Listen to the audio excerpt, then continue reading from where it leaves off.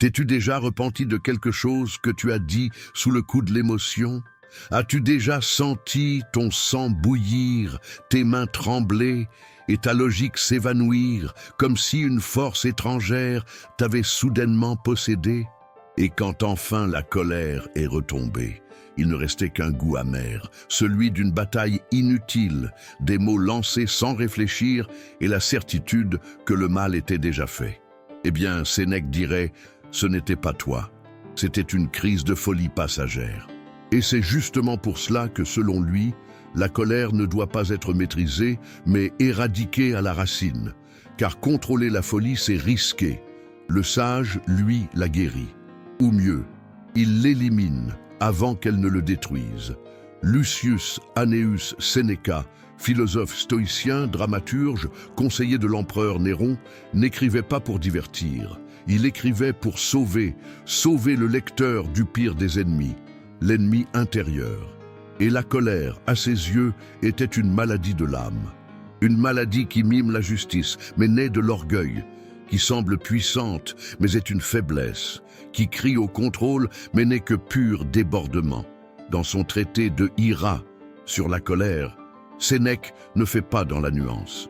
Il ne cherche pas à atténuer. Il affirme sans détour que la colère est une forme de folie, et céder à elle, même pour une seconde, c'est abandonner notre rationalité, ce que, pour les stoïciens, nous distingue des bêtes et fait de nous des êtres humains. Mais attends, la société moderne, et peut-être même toi, a appris tout autre chose. Elle t'a enseigné que ressentir de la colère, c'est naturel, parfois même nécessaire, qu'il existe une colère juste, une indignation noble, un feu intérieur qui anime les grandes causes et les luttes pour la justice. Cette idée, on la doit en partie à Aristote. Pour lui, la vertu réside dans l'équilibre. Pas trop de colère, mais pas trop peu non plus, juste la bonne dose, au bon moment, contre la bonne personne. Ça semble raisonnable, humain. Mais Sénèque répond avec froideur, c'est dangereux, parce que c'est impossible. Car la colère, une fois allumée, n'obéit plus au jugement. Elle ne suit plus la logique. Elle grandit, elle s'insinue, elle domine. Ce n'est plus toi qui la dirige, c'est elle qui t'emporte. Voilà pourquoi il ne s'agit pas de doser ou de moduler, il s'agit de l'arracher, avant qu'elle ne transforme un homme juste en tyran, un père aimant en agresseur, un esprit rationnel en champ de bataille. C'est difficile à accepter. Encore plus à une époque où l'on te dit d'exprimer tes émotions, de ne rien refouler, de valider ce que tu ressens. Mais, et si Sénèque avait raison, et si cette validation sans recul était la porte d'entrée vers l'auto-illusion? Et si, en justifiant nos impulsions comme étant de l'authenticité, on cultivait en fait notre propre poison?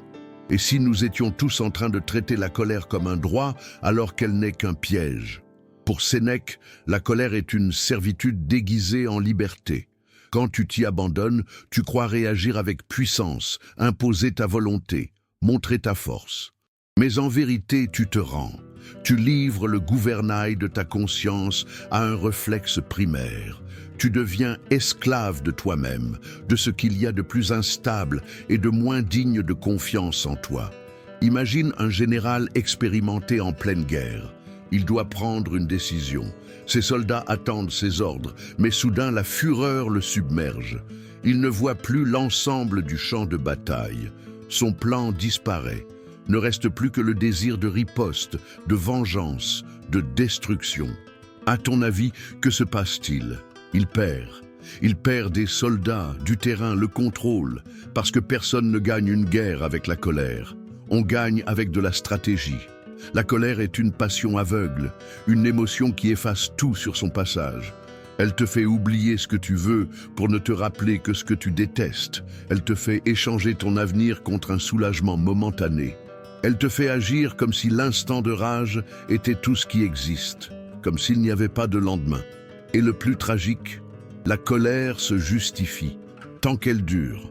Contrairement à la tristesse qui révèle notre fragilité, ou à la peur qui nous oblige à réfléchir avant d'agir, la colère a ce pouvoir unique. Elle se prend pour la justice. Elle se nourrit de l'ego, du sentiment d'avoir été offensé, trahi, humilié. Et elle nous convainc que nous avons raison, même quand nous sommes totalement perdus. Voilà pourquoi, selon Sénèque, essayer de contrôler la colère est déjà une défaite. Car si tu essaies de la contrôler, c'est qu'elle t'habite déjà. Tu es déjà captif, tu as déjà perdu l'ancrage rationnel. Et quand tu voudras l'arrêter, il sera peut-être trop tard. Les dégâts seront là, sur les autres, sur toi, sur le monde autour. Mais il y a un autre danger que Sénèque souligne avec insistance. La colère est contagieuse. Elle ne reste pas confinée à une seule personne. Elle se propage, comme une étincelle qui embrase une foule. Un commentaire déplacé devient une émeute, un geste mal interprété, un chaos collectif. Et tout à coup, il n'y a plus d'individus, seulement une masse déchaînée. Pense aux réseaux sociaux.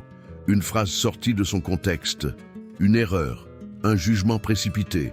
Et en quelques minutes, des milliers de personnes s'embrasent, partagent, accusent, attaquent.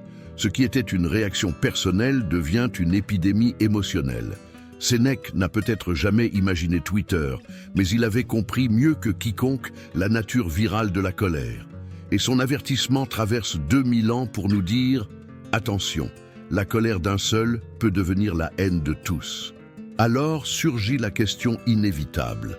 Si la colère est une folie passagère, une prison intérieure, une force destructrice et contagieuse, pourquoi l'acceptons-nous avec tant d'indulgence?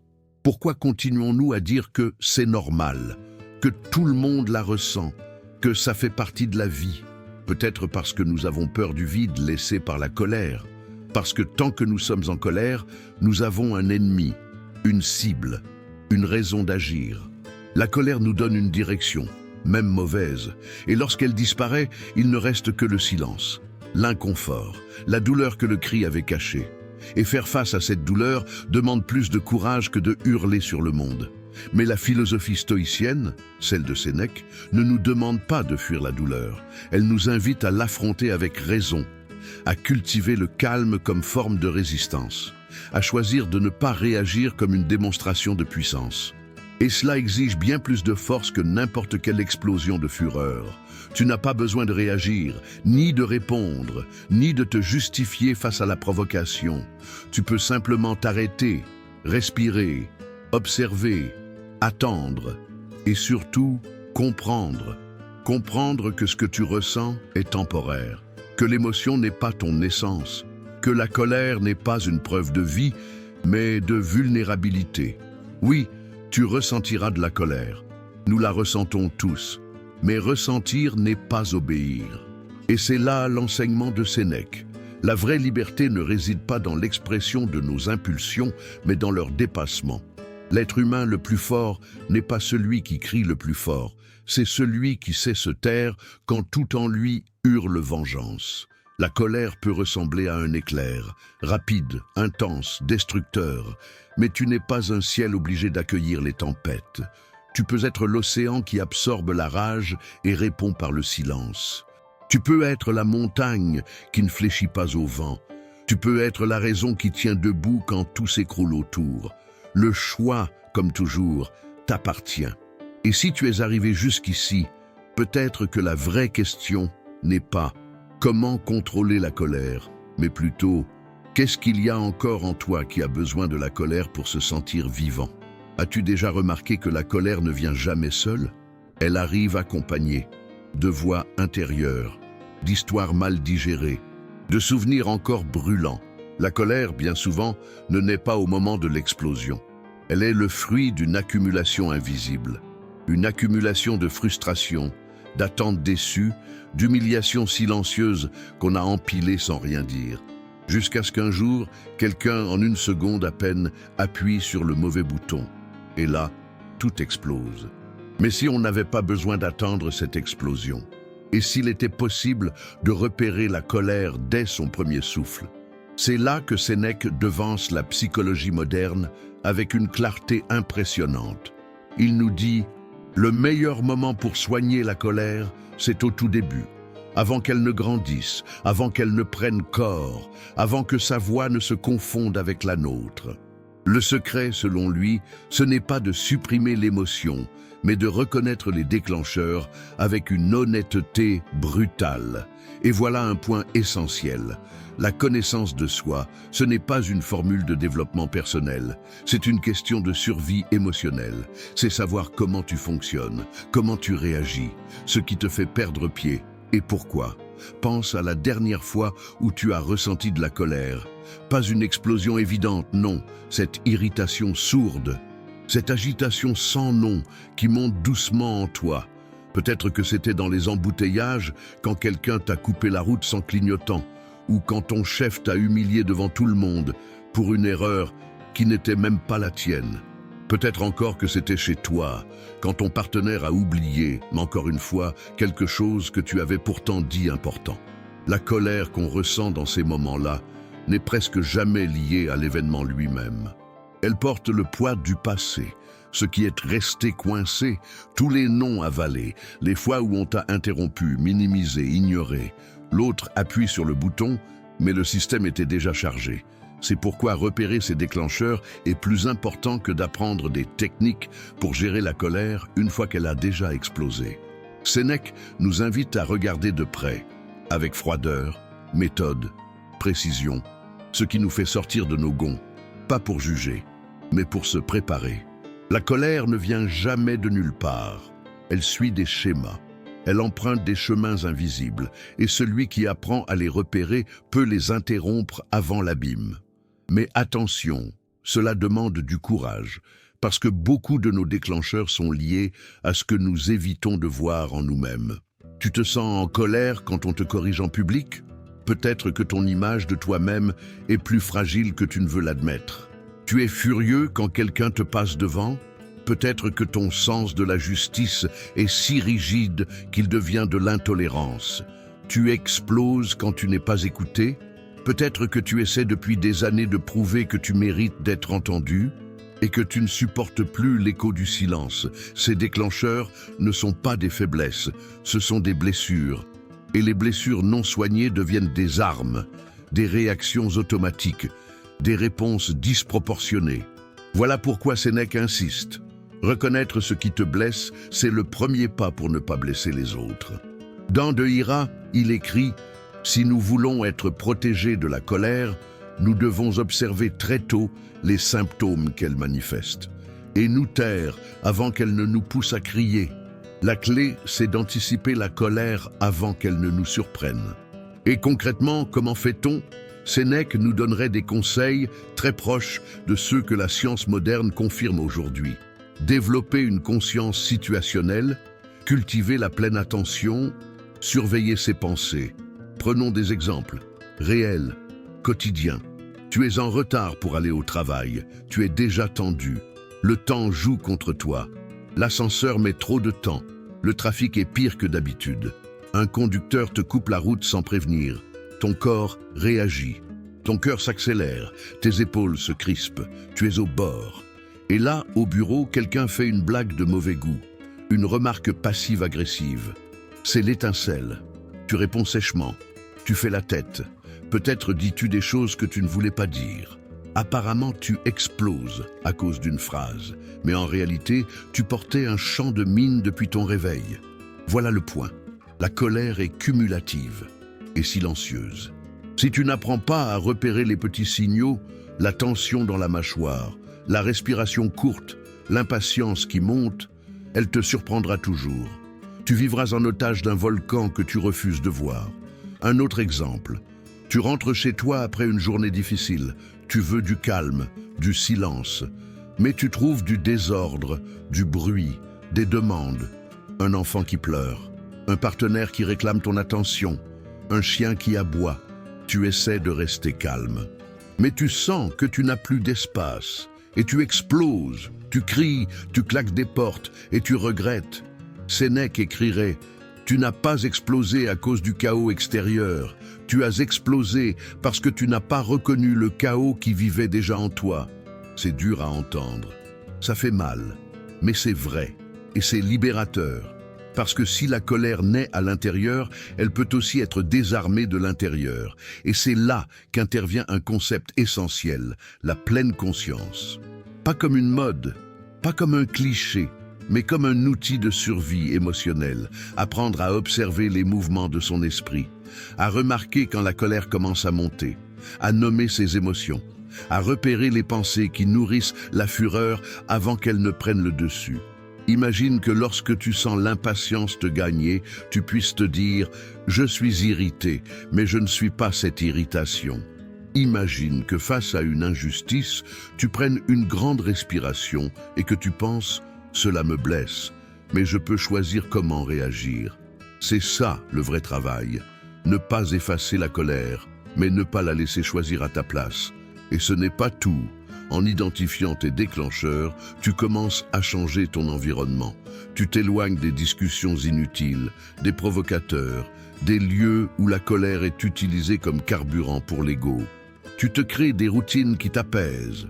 Tu choisis des horaires moins serrés, tu t'accordes des pauses. Tu arrêtes de te saboter avec des délais impossibles, des pressions constantes, des attentes irréalistes. Tu te traites avec plus de douceur. Et ça change tout. Parce que la colère, au fond, est souvent un symptôme d'abandon de soi, de fatigue, de surcharge, du besoin d'être entendu sans savoir comment le demander, du besoin de respect qu'on ne sait exprimer que par la force, du besoin d'amour, mais qu'on ne sait traduire qu'en cris, et Sénèque le savait. C'est pourquoi il nous invite au chemin le plus difficile et le plus libérateur, reconnaître nos propres schémas avant d'accuser le monde de les avoir créés. Si tu es arrivé jusqu'ici, peut-être te souviens-tu de situations où ta colère a pris le dessus. Tu te rappelles peut-être des regards que tu as blessés, des mots que tu ne peux plus reprendre, des regrets qui pèsent encore. Mais ne te blâme pas. Utilise tout cela comme point de départ, parce que reconnaître ces déclencheurs n'est pas un signe de faiblesse, c'est un signe de courage et de conscience de soi. Et s'il y a un moment idéal pour commencer ce chemin, c'est maintenant. Avant la prochaine dispute, avant le prochain mot de trop, avant le prochain regret.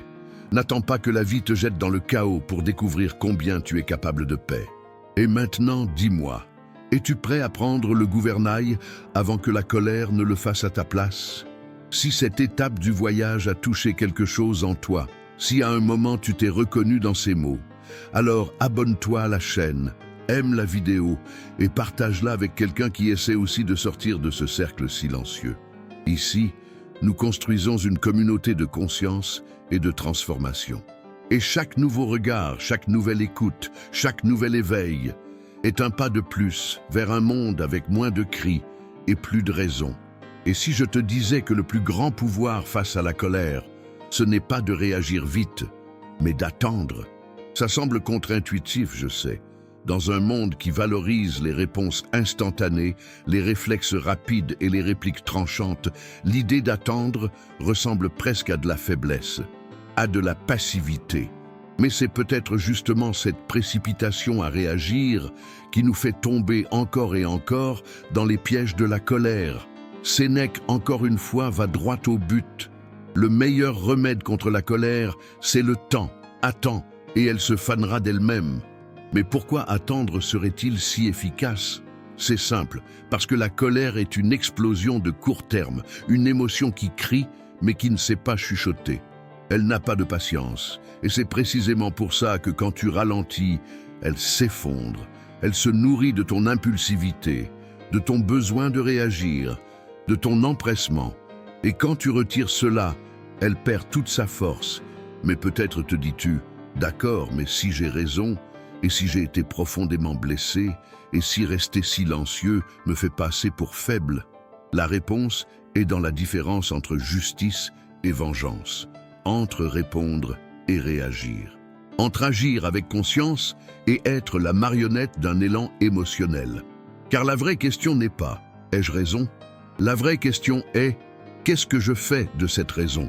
As-tu déjà remarqué qu'en colère, tout semble urgent? Comme si le monde entier attendait ta réaction. Comme si tu ne répondais pas maintenant, tu allais perdre ton honneur pour toujours. Mais le temps passe, et ce qui semblait impossible à avaler devient insignifiant. Pourquoi? Parce que la colère déforme le temps. Elle crée l'illusion que tout est immédiat, qu'il n'y a pas de futur, mais il y en a un. Il y en a toujours un. Combien de fois as-tu regretté un message envoyé trop tôt? Combien de fois as-tu souhaité avoir respiré avant de prononcer cette phrase qui a laissé une cicatrice? Combien de fois as-tu détruit quelque chose de précieux parce que tu n'as pas pu attendre 5 minutes? Attendre est un geste de lucidité. C'est dire, cette émotion ne décidera pas à ma place. C'est déclarer son indépendance face à un instinct qui cherche à t'enchaîner. Mais il y a plus.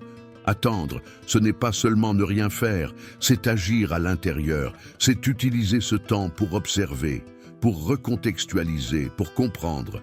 Sénèque le savait, c'est pourquoi il disait qu'il faut laisser le brouillard se dissiper avant toute décision. Parce que la colère, c'est cela, du brouillard. Elle trouble la raison. Elle te fait croire que blesser est la seule option, que crier est nécessaire, que partir, c'est fuir. Mais est-ce bien vrai? Peut-être que ce que tu appelles aujourd'hui lâcheté est en réalité une force émotionnelle que tu n'as pas encore appris à cultiver. Parce que le vrai courageux, ce n'est pas celui qui explose, c'est celui qui sait rester en silence quand tout en lui appelle au chaos. Mais comment attendre au milieu de la tempête? Soyons honnêtes, personne ne pense clairement au sommet de la colère. Le cerveau passe en alerte, l'adrénaline monte, l'instinct prend le dessus sur la réflexion. Donc oui, tu vas ressentir de la colère. Mais ce que tu fais dans les premières secondes change tout. C'est là qu'interviennent les rituels de pause. Cela peut être quelque chose de simple, mais cela doit être immédiat. Et cela doit être à toi. Ferme les yeux. Compte jusqu'à 10. Mets de la musique. Bois un verre d'eau fraîche. Dis un mot-clé à voix basse. Attends, respire, ici et maintenant. Est-ce que ça marche? Oui. Parce que ça déplace ton attention, ça t'arrache au tourbillon et te rend ton centre. Et si cela te semble trop peu, souviens-toi de la dernière fois où tu n'as pas attendu. Qu'as-tu perdu? Qui as-tu blessé? Est-ce que ça en valait la peine?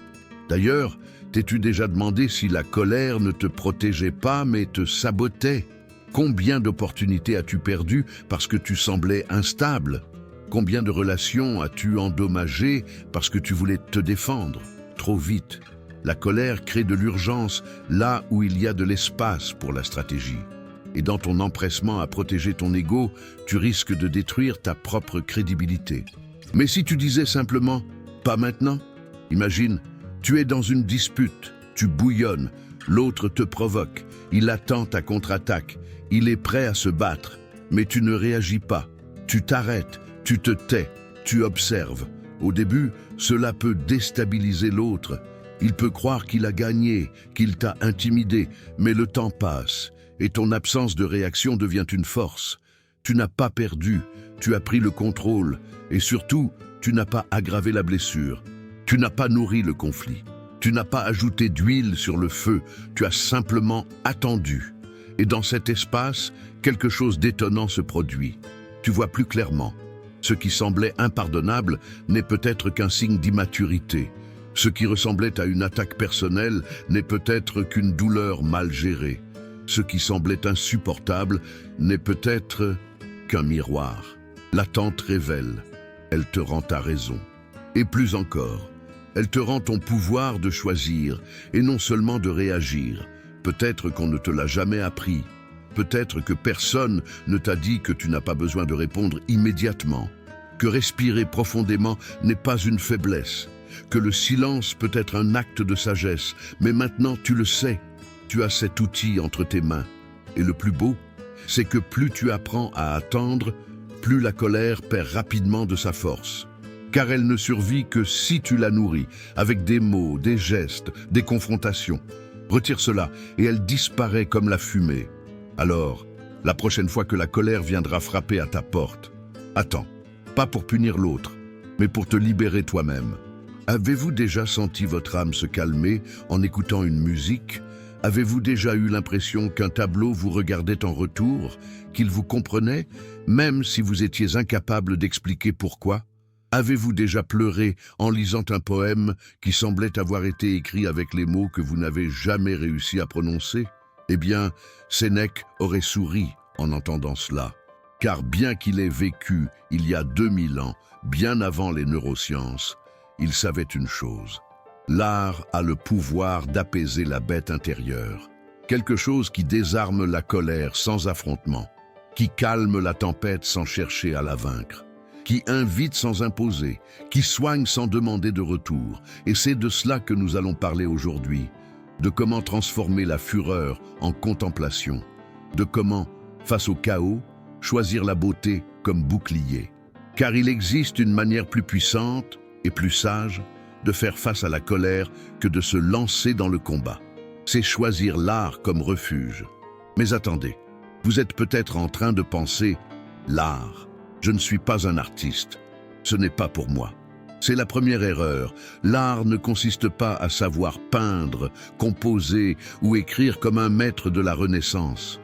L'art, dans le sens dont parlait Sénèque, c'est le fait de se laisser toucher par quelque chose de plus grand que notre propre agitation intérieure. C'est lire de la poésie au lieu de crier. C'est écouter Chopin au lieu d'exploser. C'est écrire au lieu d'accuser. C'est marcher entre les arbres et laisser la nature vous réapprendre à respirer. Sénèque disait que pour les colériques, ceux qui ont tendance à la colère, il était essentiel d'éviter les études lourdes et trop exigeantes, qu'ils devaient rechercher des chemins de douceur, que plutôt que la dureté de la logique, ils devraient se laisser porter par la poésie, la contemplation de l'histoire, l'abandon aux arts qui élèvent l'âme. Et voilà le paradoxe. L'homme qui prêchait la raison savait aussi que le remède aux impulsions violentes n'était pas seulement la froide logique, mais aussi la douceur du sensible. Mais pourquoi cela fonctionne-t-il? Les neurosciences l'expliquent aujourd'hui. L'art active les zones du cerveau liées au plaisir, à l'empathie et à la mémoire émotionnelle. La musique, par exemple, peut réguler l'amygdale, le centre du contrôle de la peur et de la colère.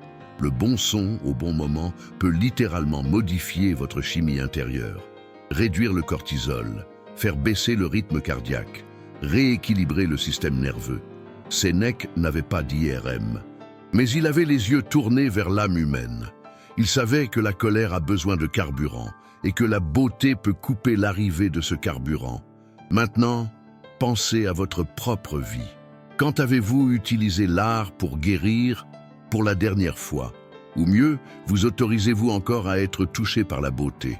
Ou vivez-vous dans un état constant d'hyper-pragmatisme où tout doit avoir une utilité immédiate? Car c'est bien là le problème. Nous vivons dans une culture qui méprise l'oisiveté contemplative, qui considère l'art comme un luxe, qui voit la beauté comme une distraction. Mais c'est une erreur fatale, car c'est dans cet espace d'apparente inutilité que l'âme se retrouve.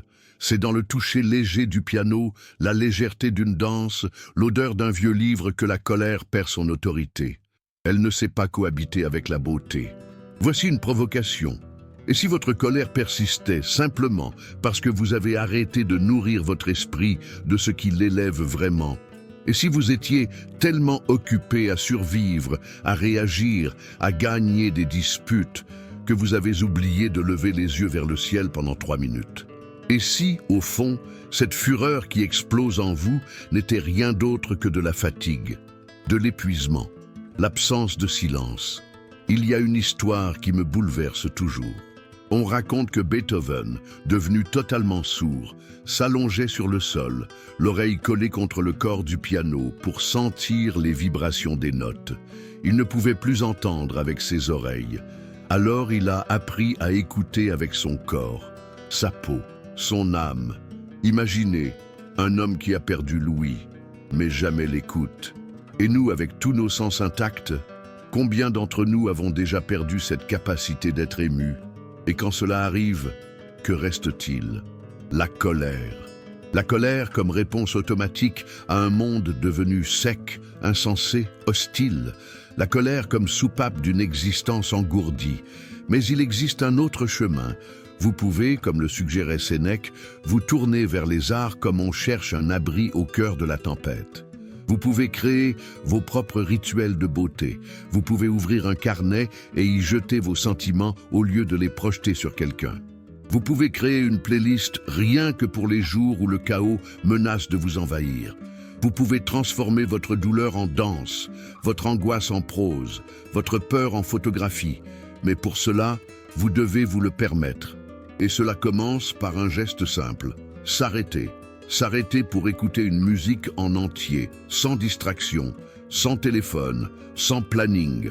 S'arrêter pour contempler un tableau, ou le ciel, ou un enfant qui joue dans une cour. S'arrêter pour ressentir, pour digérer, pour pleurer s'il le faut, car seuls ceux qui s'autorisent à ressentir profondément cessent d'être esclaves d'émotions superficielles comme la colère. Peut-être vous demandez-vous maintenant, et si je n'aime pas l'art? Cette seule question montre à quel point nous sommes déconnectés de ce qu'est réellement l'art. L'art, ce n'est pas un tableau dans un musée silencieux. L'art, c'est ce frisson que vous ressentez en entendant une voix chanter quelque chose qui vous rappelle votre passé. L'art, c'est ce film qui vous fait pleurer en cachette. L'art, c'est la façon dont votre grand-mère remuait le café en racontant ses histoires. L'art, c'est cette odeur de terre mouillée qui, autrefois, vous faisait oublier le monde. Nous portons tous en nous une langue sensible. La question n'est pas « Aimez-vous l'art ?» La vraie question c'est « Vous souvenez-vous comment écouter ?» Sénèque nous dirait « Laisse ton esprit plonger dans ce qui l'élève. Laisse-le marcher parmi des mots doux. Laisse-le se reposer dans la beauté. Car un esprit apaisé désarme un corps en colère. Et si vous pensez encore que cela est une fuite ou une faiblesse, laissez-moi vous proposer un autre regard. Il faut beaucoup de force pour ne pas répondre par la même violence. Il faut du courage pour ne pas répéter les schémas. Il faut de la maturité pour transformer la colère en création. Et l'art, c'est cela, la transmutation. C'est prendre ce qui vous déchire et le rendre au monde sous une forme qui touche. Ce n'est pas nier ce que vous ressentez, c'est décider ce que vous en faites. Vous pouvez crier ou écrire, casser ou danser, rendre coup pour coup ou chanter. Le choix ne concerne pas le sentiment, il concerne le destin que vous lui donnez. Et l'art, l'art est le plus beau chemin pour offrir un nouveau destin à ce qui semblait inévitable. Alors, avant la prochaine explosion, faites une expérience. Au lieu d'insulter, mettez une musique qui vous apaise. Avant d'envoyer cette réponse cinglante, ouvrez un livre qui vous emporte loin d'ici. Avant de confronter quelqu'un, écrivez une lettre que vous n'enverrez peut-être jamais. Vous serez surpris du résultat. Car très souvent, ce dont vous aviez besoin, ce n'était pas de gagner une dispute, c'était d'être compris. Et l'art fait cela. Il vous comprend, même quand plus personne ne le fait. Arrête-toi un instant, ferme les yeux si tu veux.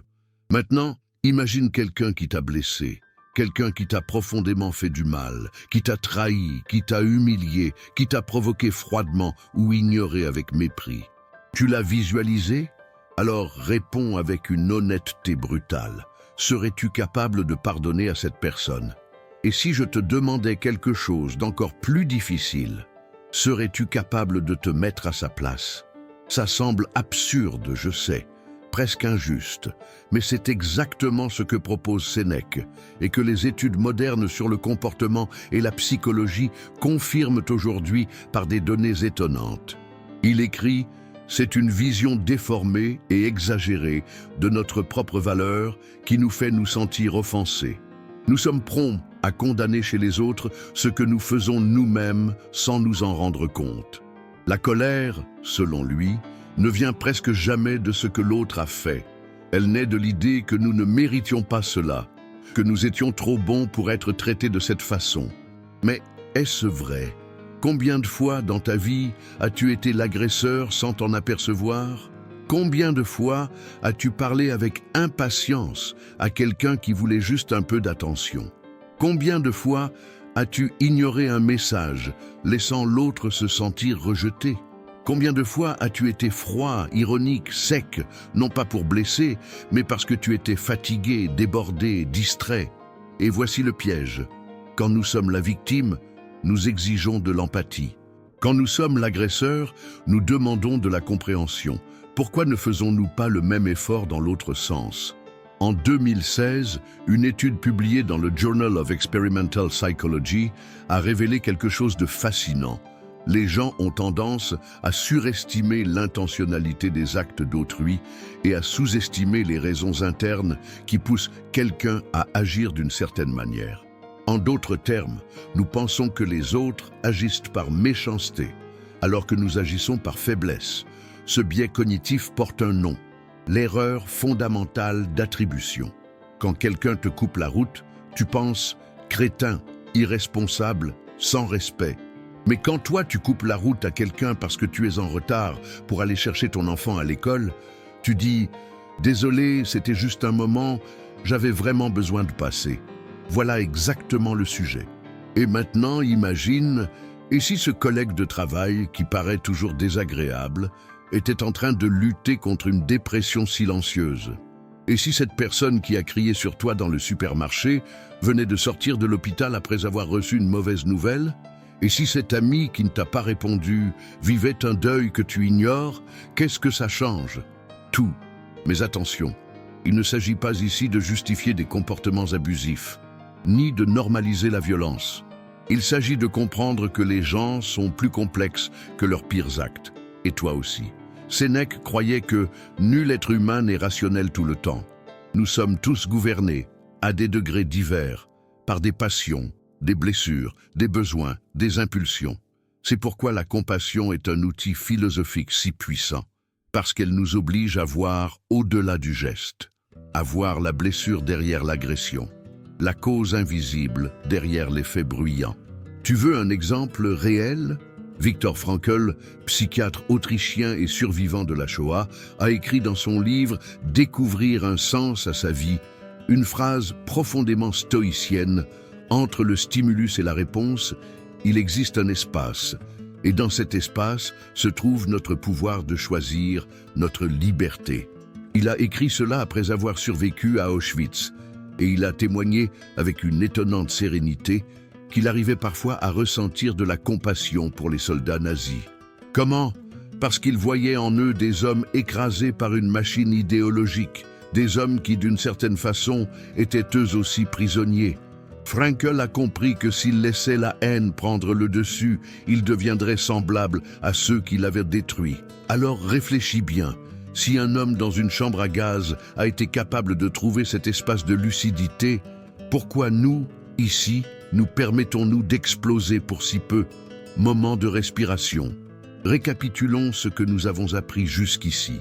Premièrement, que la colère nous asservit. Deuxièmement, qu'on peut la reconnaître dès les premiers signes. Troisièmement, que l'attente est un précieux antidote. Quatrièmement, que l'art peut nous sauver de l'impulsion. Et cinquièmement, que se mettre à la place de l'autre nous sort du centre de l'univers. Cela semble simple, mais ça ne l'est pas, parce que nous vivons dans une époque d'ego hypertrophié et d'empathie atrophiée. Nous vivons avec la colère prête dans la poche, comme si nous attendions juste la prochaine erreur de l'autre pour libérer notre fureur contenue. Mais la vraie question est, pourquoi portons-nous autant de colère en nous? Pourquoi sommes-nous toujours sur la défensive? Peut-être parce que nous croyons que le monde tourne autour de nos besoins, que les autres sont des obstacles, que tout devrait se passer à notre façon.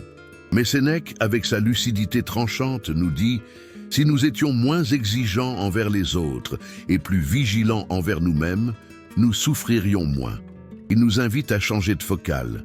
Au lieu de demander « Pourquoi a-t-il fait ça contre moi ?»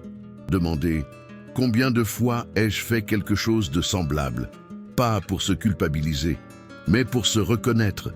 Car lorsque nous nous reconnaissons en l'autre, la colère se transforme. Elle perd son souffle, elle perd son objectif. Et surtout, nous faisons une découverte troublante. Nous ne sommes pas si différents. Tu veux essayer? Imagine maintenant quelqu'un que tu considères comme méchant, une personne que tu évites, qui t'irrite. Maintenant, imagine son enfance, imagine ses parents, ses peurs, ses pertes, ses douleurs. Imagine ses traumatismes, ses frustrations, ses manques.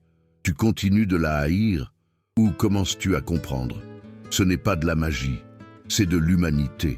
Et c'est exactement cela que la philosophie de Sénèque veut réveiller, un sens de l'humanité qui précède le jugement. Fait intéressant. Des études de l'Université du Wisconsin ont montré que des pratiques simples de perspective, comme imaginer le point de vue de l'agresseur, réduisent considérablement le taux de cortisol et l'impulsivité émotionnelle. Autrement dit, essayer de comprendre l'autre, c'est thérapeutique, même biologiquement. Et plus nous le faisons, plus nous devenons résilients. Car moins de choses nous offensent, moins de mots nous blessent, moins de gestes nous secouent. Se mettre à la place de l'autre, ce n'est pas un cadeau qu'on lui fait. C'est un cadeau que l'on se fait à soi-même. C'est libérateur de réaliser qu'on peut choisir de ne pas s'offenser, qu'on peut regarder l'agresseur avec les yeux de celui qui voit l'enfant blessé derrière l'adulte agressif. Bien sûr, cela demande de l'entraînement, de la vigilance, du courage, mais le résultat est immense. Tu cesses de réagir comme une victime et tu commences à vivre comme l'auteur de ta propre paix. Imagine la force de quelqu'un qui, face à une insulte, sourit simplement. Non pas par orgueil, mais par lucidité. Parce qu'il sait que l'insulte en dit plus sur celui qui la prononce que sur celui qui la reçoit. Ce n'est pas de l'indifférence, c'est de la sagesse. Et si tu es arrivé jusqu'ici, alors peut-être que tu es prêt. Prêt à ne plus vivre sur la défensive. Prêt à comprendre que se mettre à la place de l'autre ne t'affaiblit pas, ça te renforce. Car seul celui qui se voit clairement peut voir l'autre avec compassion. Et seul celui qui comprend peut réellement se libérer de la colère. Que fais-tu quand quelqu'un te blesse? Tu rends les coups, tu t'éloignes, tu te replies dans le silence, tu dénonces, tu planifies une revanche doublée ou, et voici la question la plus inconfortable, tu te demandes s'il est possible de guérir au lieu de punir? Avant de répondre, arrête-toi une seconde et pense à une personne qui t'a fait du mal. Quelqu'un qui a trahi ta confiance, qui t'a humilié, qui a détruit en toi quelque chose que tu croyais inviolable. Et maintenant, imagine. Et si, au lieu de répondre par la punition, tu répondais avec intelligence émotionnelle, avec clarté, avec discernement, avec le courage de ne pas continuer le cycle? C'est difficile, n'est-ce pas? Parce que tout en nous, de la culture à la biologie, crie vengeance, châtiment, réparation.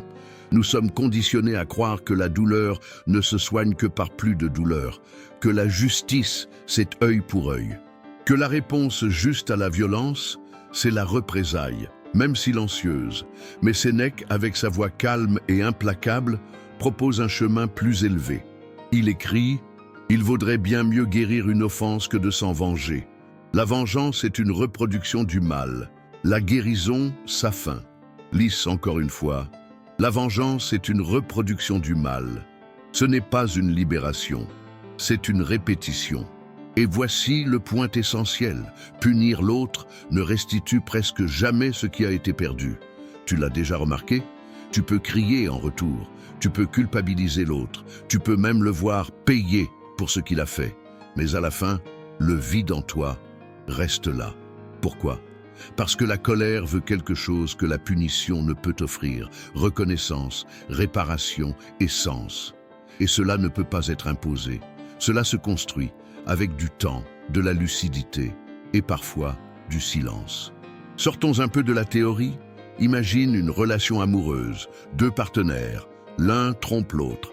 La douleur est dévastatrice, la confiance brisée, l'impulsion naturelle est de tout détruire. Le partenaire, les souvenirs, sa propre vulnérabilité, crier, briser, exposer. Mais ensuite, le soulagement? Rarement. La plupart du temps, ce qui vient, c'est le vide. Et si, à la place, la personne blessée choisissait l'introspection, la reconstruction de soi, non comme une excuse pour l'autre, mais comme un acte de soin de soi? Et si la colère devenait un apprentissage? Et si l'objectif n'était plus de faire payer l'autre, mais de ne plus jamais se perdre dans les yeux de celui qui ne sait pas nous voir? Sénèque ne te dit pas d'accepter l'injustice en silence. Il dit que la justice la plus puissante n'est pas celle qui punit, mais celle qui transforme. Et d'ailleurs, nous ne sommes pas les seuls à penser ainsi. La Norvège, l'un des pays possédant les systèmes carcéraux les plus humains et les plus efficaces du monde, traite ses détenus avec dignité. Les cellules ressemblent davantage à des chambres d'étudiants qu'à des cages. les prisonniers sont appelés par leur nom. Ils ont accès à des psychologues, à la musique, à des bibliothèques, au travail. Résultat, le taux de récidive le plus bas d'Europe, environ 20%. Aux États-Unis, où la punition est brutale, le taux dépasse les 75%. Une coïncidence? Non. C'est de la philosophie en action. La punition blesse, mais elle ne guérit pas. La guérison demande un autre type de force, celle de voir en l'autre plus que sa faute. Maintenant, réfléchis. Combien de fois as-tu nourri ta colère simplement pour te sentir en contrôle? Combien de fois as-tu rejeté le pardon parce que tu pensais que cela te rendrait faible? Combien de fois t'es-tu auto-puni avec l'autre, incapable de lâcher prise? Punir est instinctif, guérir est un acte de conscience, et la conscience est ce qui disparaît quand la colère arrive. Elle cède la place au mode bête, attaque, défense, fuite. Mais imagine une autre logique. Au lieu de couper les ponts impulsivement, tu analyses. Au lieu d'agir à chaud, tu refroidis. Au lieu d'attaquer, tu questionnes. Pourquoi cela t'a-t-il autant blessé? Quelle vulnérabilité en toi a été touchée? Et surtout, qui deviens-tu quand tu réponds avec colère? Tu as déjà observé ça? Souvent, quand on punit quelqu'un qui nous a blessés, on devient exactement ce que l'on déteste. On reproduit les gestes, les mots, les tons. On devient le miroir de ce qu'on méprise. Sénèque disait que la vengeance a cet effet secondaire. Elle nous rapproche de ce que nous devrions dépasser. Maintenant, imagine un micro-conflit. Tu as la possibilité de détruire publiquement quelqu'un qui t'a fait du mal. Tu as des preuves, le public est prêt, le dommage serait irréversible. Mais tu hésites, pas par peur, mais parce qu'en te regardant dans le miroir, tu réalises que cela te transformerait. Tu hésites parce que tu as compris ce que Sénèque a tant tenté de nous enseigner. La guérison est un privilège, réservé à ceux qui ne cèdent pas à la barbarie. Et voici un fait curieux.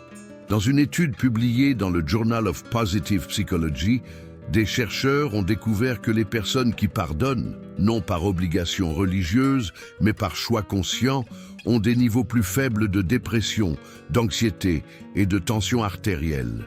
La colère non traitée rend malade. Le désir de punir épuise l'énergie vitale.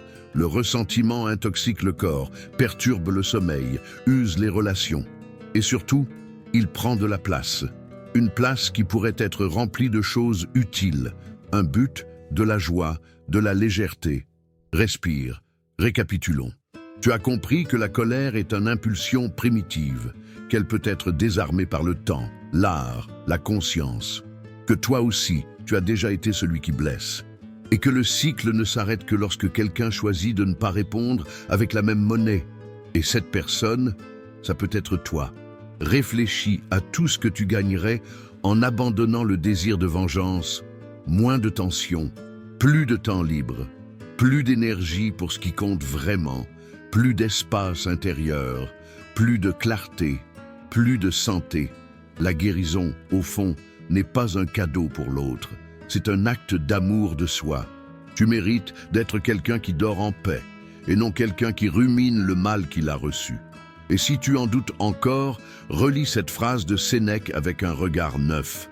La vengeance est un poison que tu bois en espérant que l'autre meure. Alors dis-moi, est-ce que ça en vaut vraiment la peine? As-tu déjà pensé à ce que ton nom porte en lui?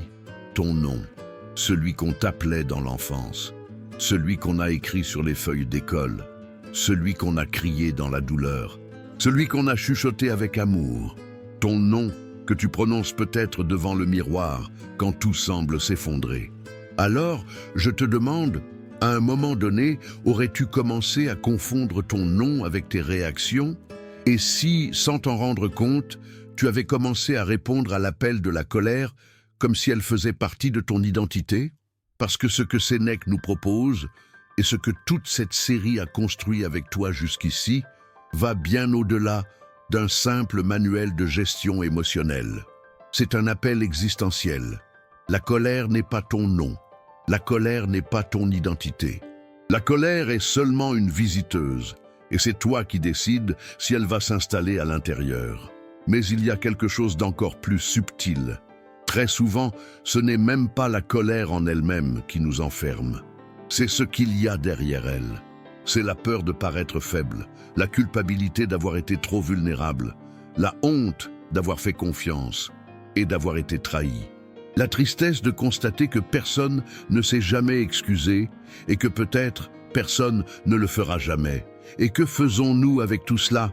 Nous construisons un mur. Nous appelons ce mur force. Et nous invitons la colère à le surveiller. Mais la colère ne surveille jamais. Elle détruit. Elle ne protège pas la douleur. Elle la transforme en arme. Et à la fin, il ne reste ni douleur, ni protection, seulement des ruines. Tu as déjà vu ça arriver? Quelqu'un qui était doux, mais qui a été trop blessé, et qui est devenu dur. Quelqu'un qui était calme, mais trop éprouvé, et qui est devenu explosif. Quelqu'un qui voulait seulement être aimé, et qui est devenu craint. Le temps nous enseigne bien des chemins, mais sans vigilance, la colère devient un raccourci facile, et Sénèque le savait. Il écrivait que la colère est la seule émotion qui commence avec de la puissance et se termine avec des regrets. Elle entre avec la promesse de justice, mais le prix est trop élevé. Et presque toujours, elle livre de la destruction là où elle promettait réparation. Alors, que faire? Que faire quand tu as vraiment été blessé? Quand l'injustice était bien réelle? Quand tu as tout tenté? Et que malgré tout, tu t'es retrouvé submergé par cette rage silencieuse qui ronge de l'intérieur? La réponse ne se trouve pas dans l'autre. Pas dans des excuses qui ne viendront peut-être jamais. Pas dans la reconnaissance que le monde t'a refusée. Elle est en toi, dans une décision. Une simple mais immense décision. Ne pas laisser la douleur du monde te transformer en ce que le monde a utilisé pour te blesser. C'est cela que Sénèque défend lorsqu'il parle de sérénité.